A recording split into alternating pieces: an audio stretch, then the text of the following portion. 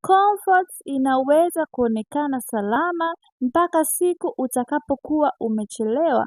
Ngoja nikupe story moja, ni fupi lakini hii story inaweza kubadilisha jinsi utakavyoanza kuyaona maisha yako. Panya mmoja alinasa kwenye kontena la mchele. Kwa mara ya kwanza alikuwa na furaha kwa sababu kila kitu kilikuwa mle ndani. Haikumhitaji yeye kufanya kazi au kutafuta chakula tena. Cha kushangaza zaidi ni kwamba lile kontena lilikopo wazi kwa juu, kwamba yeye angeweza kutoroka muda wowote. Lakini kwa nini atoroke na wakati kila kitu kilikuwa kinaonekana kipo sawa? Siku zikapita, ule mchele ukaanza kupungua, na kadri ule mchele ulivyokuwa unapungua, na yule panya na yeye akazidi kushuka chini. Sasa ilimhitaji yeye kuruka kwa nguvu sana kama angekuwa anataka ajiokoe. Lakini kufikia hapo alikuwa ameshachelewa tayari. Ule mchele ukawa umeisha na yeye akawa hana nguvu tena za kuruka kujiokoa. Lakini ukweli ni kwamba yule panya hakufungwa kwamba asitoke mule ndani. Alijifunga na comfort yake. Comfort yake ilikuwa inamuonyesha kwamba kila kitu kipo sawa, wewe endelea kubaki humu ndani. Na hivyo ndivyo watu wengi wanavyoishi leo hii. Wanafanya kazi wasioipenda kwa sababu tu inaonekana salama. Wanaishi maisha yasiyokuwa na purpose kwa sababu tu wameyazoea. Kufanya kitu kipya inaonekana kama ni hatari kwao. Na hapo ndipo somo linapoanzia, kwa sababu hii story sio kuhusu panya.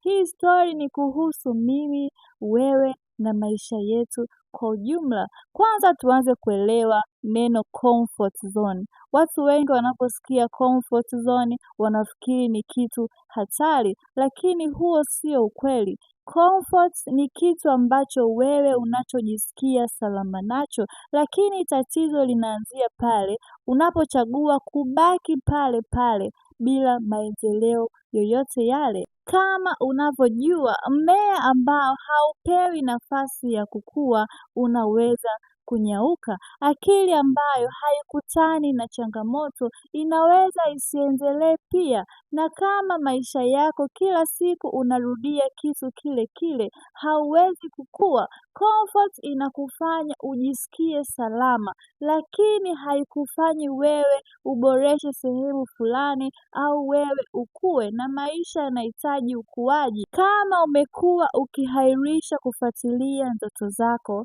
kwa sababu tu unaogopa watu watasema nini, umekuwa ukifanya kazi usiyoipenda kwa sababu unaogopa kuanzisha kitu kipya, umekuwa ukikaa na kusubiri siku ambayo kila kitu kitakuwa sawa, siku ambayo utakayokuwa na confidence ya kuanzisha biashara, siku ambayo utakayokuwa na pesa nyingi. Ngoja nikwambie tu ukweli, hizi ndizo dalili za comfort zone. Zinaonekana rahisi, ni salama, lakini zinakufanya ubaki pale pale kila siku bila maendeleo yoyote yale. Kwa nini watu wengi wanapenda kubaki kwenye comfort zone? Sababu ya kwanza ni hofu. Tunaogopa kushindwa, tunaogopa kuanzisha kitu kipya, tunaogopa watu wataongea nini kuhusu sisi, tunaogopa kufuatilia ndoto zetu kwa sababu hatujui matokeo yatakuwaje. Sababu ya pili ni mazoea. Kama unarudia kitu kile kile kila siku,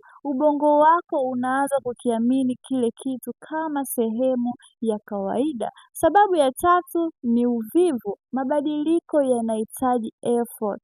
Yanahitaji wewe kukosea, kujifunza, kuboresha sehemu fulani, wewe kuwa bora, kukutana na changamoto, na watu wengi hawataki wapitie hizo process. Wanataka shortcut, wanataka wafanye kitu leo, kesho wapate matokeo. Lakini kumbuka, hakuna mtu ambaye aliyefanikiwa kwa kubaki sehemu ile ile ambayo haina ukuaji. Kama unataka ubadilishe maisha yako, anza kufanya vitu ambavyo vinavyokufanya wewe ujihisi uncomfortable.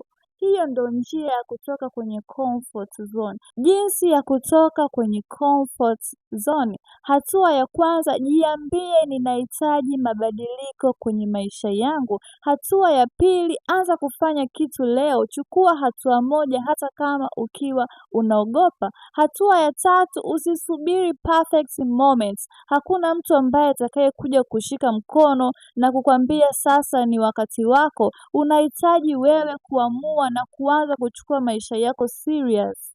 Toka kwenye comfort. Fanya vitu ambavyo vitakavyoweka akili yako ianze kujiuliza. Hatua ya 4, badilisha marafiki zako. Kaa na watu ambao ukiingia na wazo lako dogo wanalikuza linakuwa kubwa. Sio watu ambao ukiwapa ndoto zako wanaanza kukucheka, wanaanza kukupa sababu 10 za kwa nini usifanye hicho kitu. Watu uliopo karibu nao wana uwezo wa kukujenga au kukubomoa. Choose your cycle wisely. Choose watu ambao ukiwaangalia kwa mbali na wewe unatamani uboreshe sehemu fulani ya maisha yako. Chagua watu ambao wanaokupa mabawa ya kukua, sio watu ambao wanaokuchimbia gereza. Kama umefika mpaka mwisho wa video hii, nataka ukumbuke hii sentence kila siku. Panya yule hakuwa amefungwa na lile container kwamba asitoke. Alifungwa na comfort zone yake. Ilikuwa inamuonesha kwamba kila kitu kipo sawa. Nataka usiruhusu hilo litokee kwenye maisha yako. Usikubali maisha yako yakupite ukiwa umekaa unasubiri muda sahihi, kwa sababu muda sahihi unaweza usifike. Anza hata kama ukiwa unaogopa, anza hata kama hakuna anayekupigia makofi, kwa sababu mwisho wa siku comfort inaweza kuwa gereza usilolitambua. Kama umejifunza kitu kwenye hii video leo, usisahau kulike, kushare na rafiki yako na yeye aweze kutoka kwenye comfort. Pia usisahau kusubscribe hii channel ili uweze kujiboresha kila siku. I love you guys. Thank you for watching.